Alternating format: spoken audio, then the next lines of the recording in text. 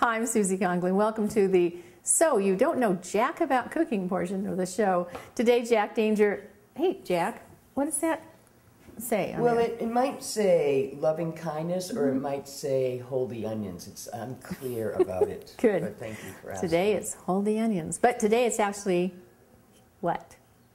Today it is kale. Right. But more importantly, Suzi was the chef at the WildFlower Cafe for many years. Yes, I was. And I had a stool with my name on it. You did. And Suzi is teaching me how to cook because before I was all about quantity. And Suzi is teaching me about quality. That's right. How much poundage have you lost since we first met? I have lost 180 pounds. Wow, congratulations. Thank you. I had a gastric bypass. I didn't do it from any kind of discipline. But I thought today we were actually going to be talking about deep-fried Twinkies. Ooh. Gee, I don't think so. It's kale. Yeah, it's kale. Welcome to So You Don't Know Jack About Cooking. In this segment, we are going to take kale, because we're doing a series on kale, and we're going to make pasta sauce out of it. With kale? With kale. You know what you remember what mise en place means? No, I do. Oh, it's all your crap. That's right. All your crap in place. So you can just reach for it, like mess the in salt place. and all the ingredients. Exactly. So in this kale pasta sauce, we're going to use about 2 cloves of garlic chopped. We're going to use about a half of a cup of chopped yellow squash. It's Could you use any summer squash? You could. We're going to use about a cup of chopped kale. It's about 3 leaves of kale. About half of a fresh tomato chopped. And then I've got 3/4 cup of canned crushed tomatoes in their juice, because we don't have fresh tomatoes in season. And since we don't have fresh tomatoes in season, and these tomatoes are not as sweet as fresh tomatoes would be, we're going to add a couple of teaspoons of honey to our sauce. And we also have a beautiful red bell pepper, 1 whole red bell pepper. Which I chopped. Diced beautifully by Jack. I didn't even have to show her how to do it. No. I just told her to dice it, and look at that. Very good. And a little bit of balsamic vinegar, because I would put in some red wine, but we're going to do this alcohol-free. So we're going to use a little bit of balsamic vinegar. And we're going to do all this at the stove. All right, first of all, I am heating up the pan. Okay. I like to heat up the pan first before I put the oil in, and then the oil heats up faster. I don't know why. I don't know if there's an advantage to that. I know that in Chinese cooking, it's what you do. You get the wok really hot, Right. Put the oil in, it's hot instantly, it's really hot, and then you put it in. So I've just started doing it with sauteing as well. So pan's getting hot. I have it on, next to high, and that's getting hot. So I'm just going to cover the bottom pretty well with olive oil, because olive oil is really my base for this. So I'm going to have the whole bottom of the pan covered in olive oil, and we're just going to let that get hot for a few seconds. Now any liquid was in that pan is starting to sizzle, which tells us it's done. It's like bubbling. It is. It's spattering and being really obnoxious. All right, so we're going to put the garlic in there. Hazmat suit. You let that garlic get we don't want the garlic to burn. The garlic will get really bitter if it cooks too much. So I actually take the pan off the heat and let it... and you keep it on the same temperature? And cooking. No, I'm about to turn it down now that it's nice and hot. But it's just all part of keeping your temperature controlled. I'll probably turn it up and down through the whole process, as I just sort of keep an eye on how hot things are being. So you don't want the garlic turning brown? I don't want it to turn brown. I just want it to kind of get nice and cooked. And then I'm going to put in the next hardest vegetable, so the firmest vegetable. So in this case, it's our bell peppers. If we had carrots, it would be the carrots. But now comes the bell pepper, and I'm just going to stir fry those around. Somebody have a scratch and sniff for your camera. Yeah, it smells heavenly, doesn't it? Mm-hmm. And stir those around for a little bit.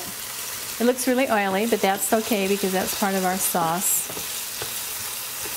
And all of these things are sort of imparting a nice flavor into that olive oil.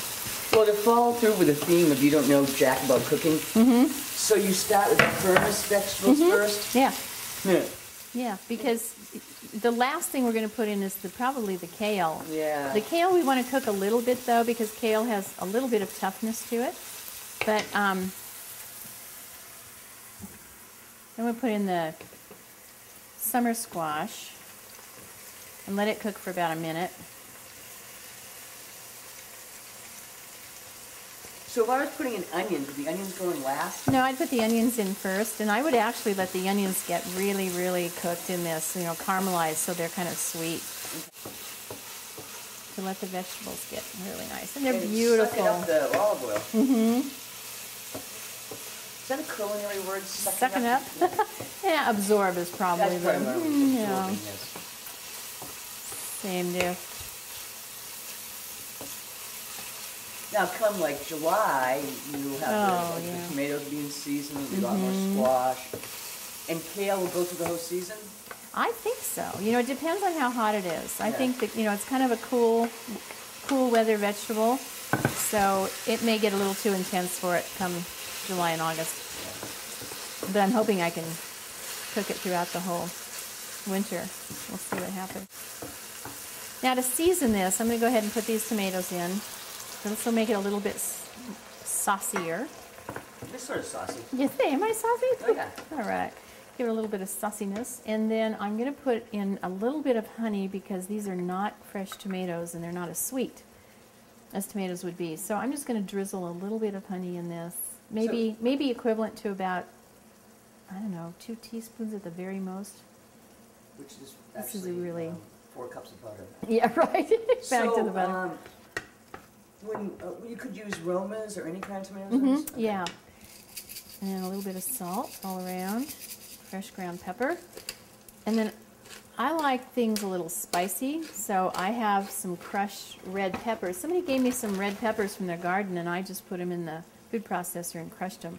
So I'm going to sprinkle those again. Yeah, really. You took some peppers and you just crushed them? Yeah. Just red peppers. The hot red peppers. Really? Yep. And I'm going to put a little bit of oregano in, but not too much. Oregano can be overpowering. So I literally take what I can pinch between my fingers, and then I rub it really well to release the flavor of it.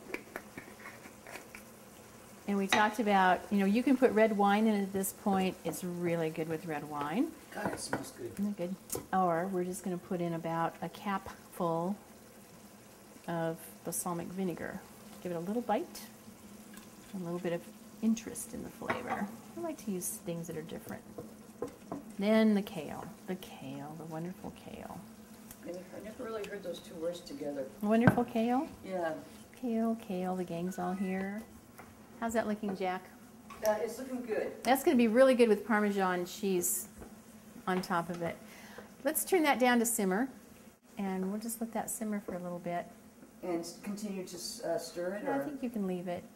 Okay, let's test this and taste this and see how we like it. Imagine it over pasta. I like it. The red peppers are still a little chunky. Okay. You want them that way, or should we soft? You want to cook them till they're a little bit softer? I think that's probably a good idea. Okay, so it has a nice little bite to it. Mm-hmm. Is that the vinegar? Mm-hmm. The vinegar and the pepper. The pepper really is the bite. So let's let it cook a few more minutes.